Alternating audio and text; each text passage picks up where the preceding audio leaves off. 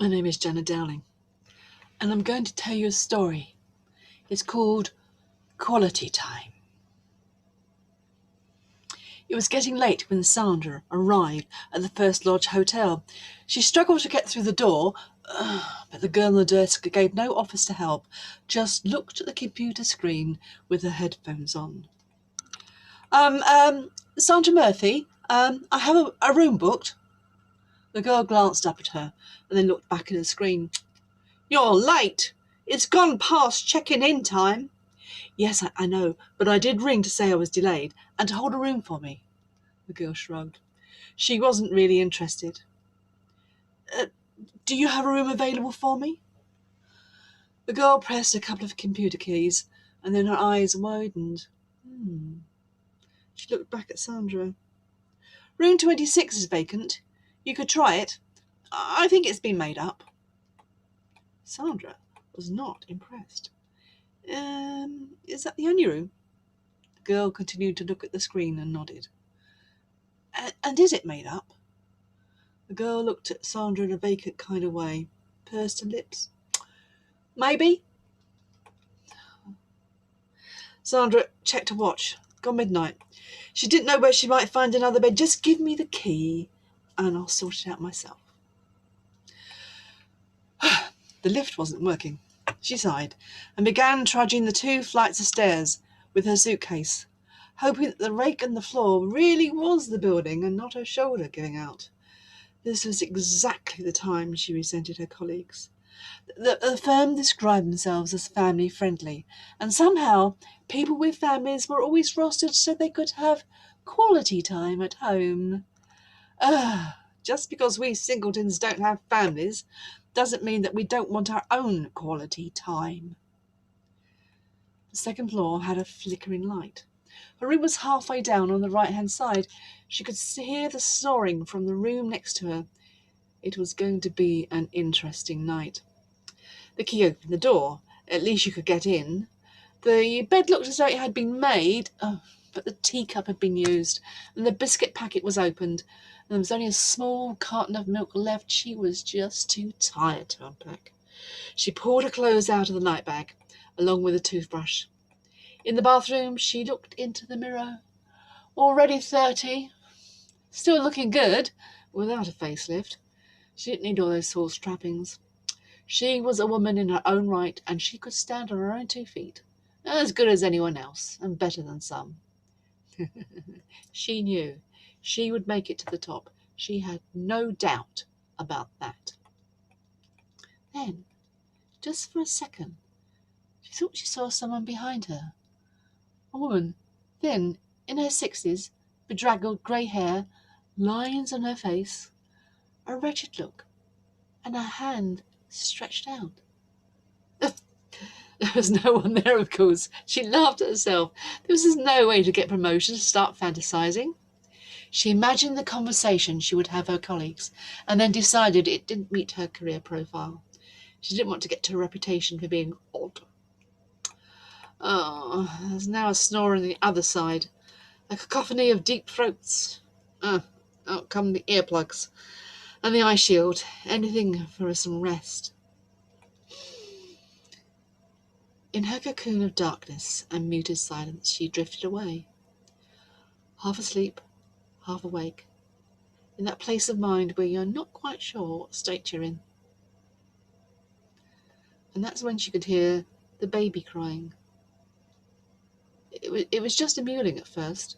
She ignored it, as she always did when she had dreams of babies and children. She had made her decision. Children were not for her. Her unconscious mind might try to play tricks on her, but she would not be tied down to either partner nor child. Maybe the baby was in the room with one of the snorers, kept awake by an errant parent. Oh, but now her bladder was playing the game of waking her. That was at least one call she couldn't ignore. She sat up in bed and raised her eye mask to her forehead and tried to turn on the side lamp. Click, click. What happened? Nothing. Damn. She'd have to go in the dark. She slipped out of bed and made her way to the bathroom. The light didn't work there either, but the light from outside the window reflected in the mirror. She just wouldn't close the door. She'd be able to see enough. But in the darkness, she became more aware of the sound. It definitely cried like a baby and was much louder than the snoring. It couldn't be in her room, surely. The hotel was incompetent at best, but even they wouldn't miss a baby. And who would leave a baby behind?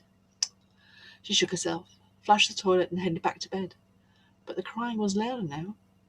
She pulled the curtain back to maximize the light in the room. Cursing herself for being so credulous, she began a search of the room, looking as best she could behind every piece of furniture, moved her bags, even looked in the wardrobe and under the bed. Nothing. But the wailing was even louder. She stood by the chest of drawers and could feel a chill. All she wanted was to get back into the bed under the warm covers. She pulled open the drawers one by one. She scolded herself yet again for allowing herself to be sidetracked into this dream. She bent down to open the lowest drawer, and it resisted.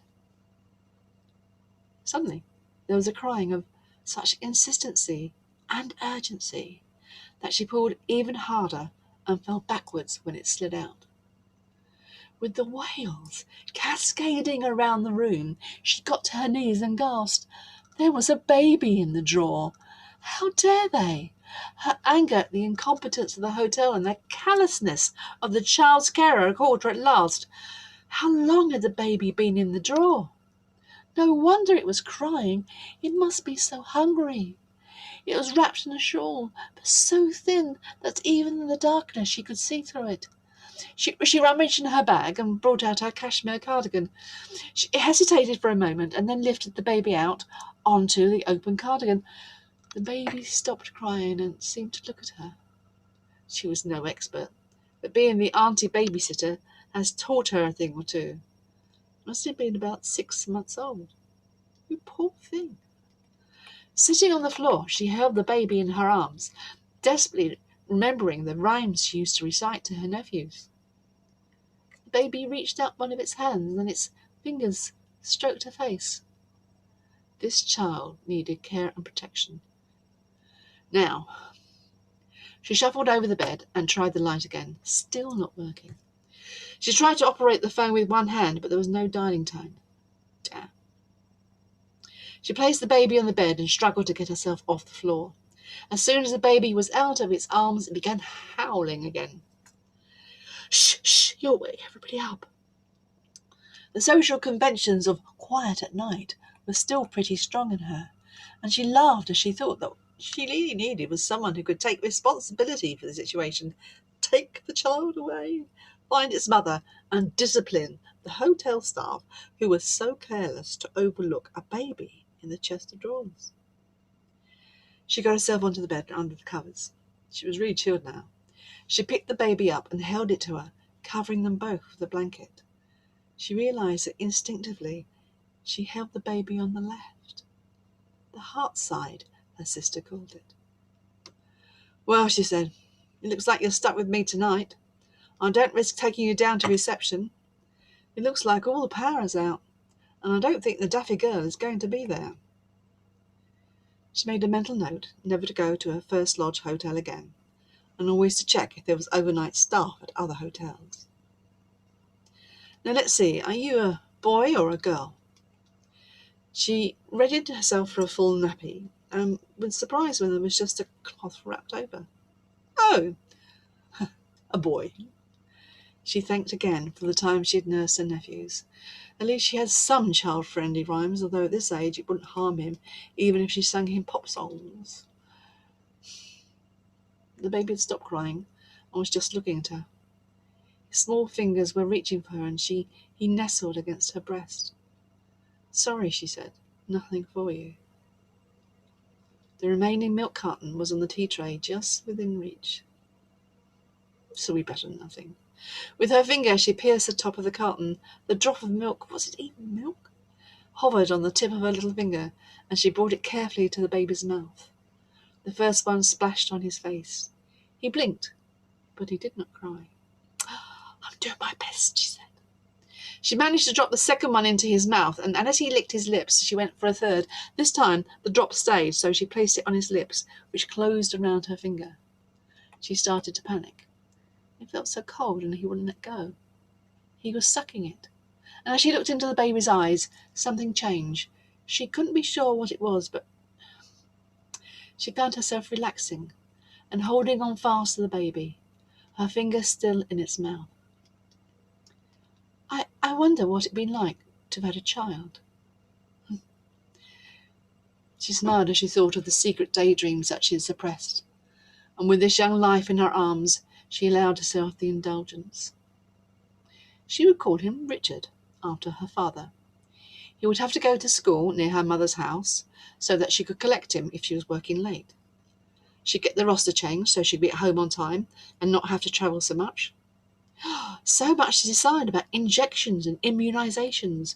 She would read books to him, play classical music, encourage him to play the violin or a guitar.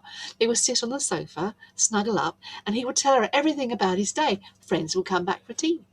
Feasts of fish fingers and beans. On the fridge would be pictures he drew of him and his mum. And every now and then he would come and hug and say, "I love you, Mum." And she would hug him back. She squeezed the child in her arms. Both his hands grasped hers, keeping her finger in place. The suction was quite powerful. There would be problems at school. Such a bright child would be bullied, and he might not tell her at first, but she would make him trust her. Open up and tell her. He would be so pleased that she was able to deal with it efficiently. Her sister would be impressed at how much she'd learnt from her nephews, and what a boy needed. Perhaps the nephews would sidle up to her and say they wished that she had been their mother. And then squeeze her tight. Or he would have a treehouse and a pool in the garden. They'd have garden parties. And when he went to secondary school, he would be a bit shy at first, but slowly he would make new friends. And by the time he was 13, he would show his strengths at school, and he would be heading for a university place. Yes, a university place. He would be rebellious. That's only natural. But he would grow out of it. And some nights he would come up to her and squeeze her tight. He would be tall, with dark curly hair that kept close to his skull. He would have bright blue eyes. For some reason she felt there'd be a problem with his teeth. Overly pointed. But the dentist would assure her that everything was all right. She would be worried about his friendships and would talk with him how important it was to take protection and respect your partner. He would be embarrassed and say he didn't need to do that. She would be proud of his results and laugh when he came home after he celebrated with his friends. They would hug in the doorway and he would squeeze her tight. University would be the making of him. A first-class degree and a first-class partner. They would be set to take the world. She was so proud of them both, and when they brought their son home to meet her for the first time, she would hold the baby in her arms just as she did now.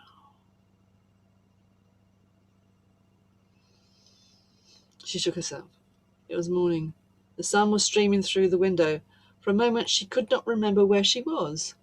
The wardrobe door was open, the bottom drawer was pulled out, in her arms was her cashmere cardigan. Where was the baby? Had he slipped out her arms while she was asleep?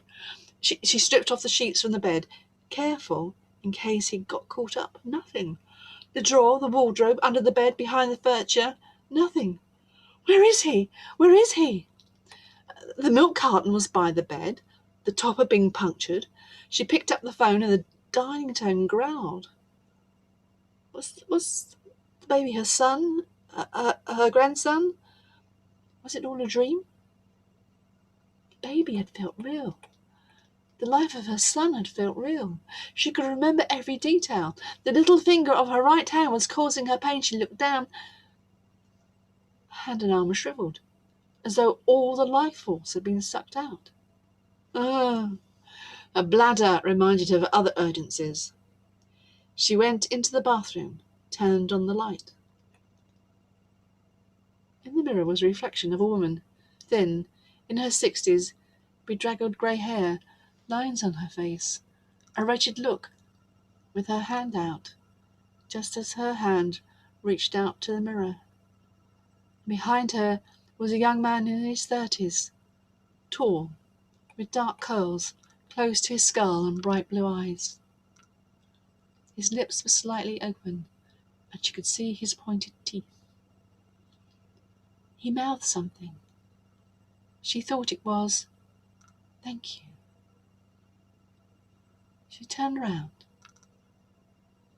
and there was no one there. She turned back to the mirror. There was only the worn-out figure that looked like her own mother, but she knew it was herself, and she went.